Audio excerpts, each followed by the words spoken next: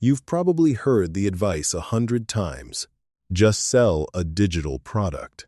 But almost nobody stops to explain what that actually means or why it so often doesn't work for older beginners, retirees, Gen X viewers, or everyday people who start later. Let me say the quiet part out loud. A digital product, on its own, is not a business. And if nobody told you that, you were never going to get it working, no matter how hard you tried. So in the next few minutes, I'm going to explain what a digital product really is in plain English and show you the simple map it has to live inside. No hype, no jargon, just the part nobody explains. Maybe this is you.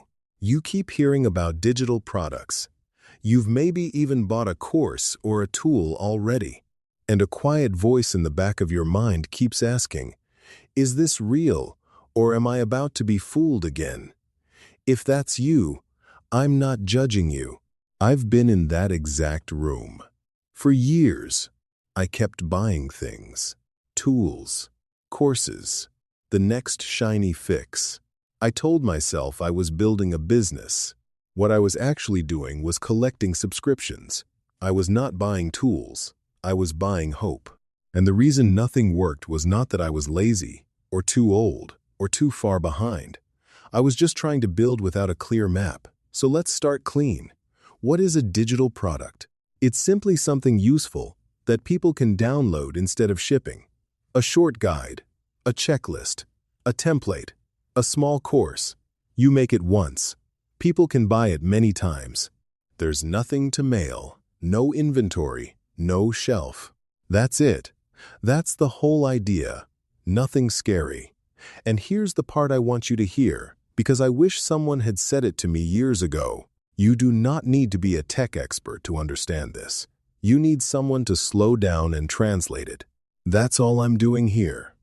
Now here's where most people get stuck. They think the product is the business. It isn't. Watch what happens when I draw the real picture. You have your digital product. That's the box.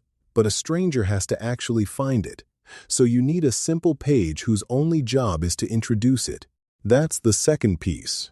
Then, most people don't buy the first time they see something. That's normal. So you need a calm way to follow up. That's usually an email list. That's the third piece.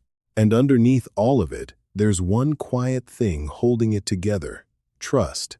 A stranger has to trust you enough to say yes. See the difference? The product was never the whole thing. The product is one stop on a small path.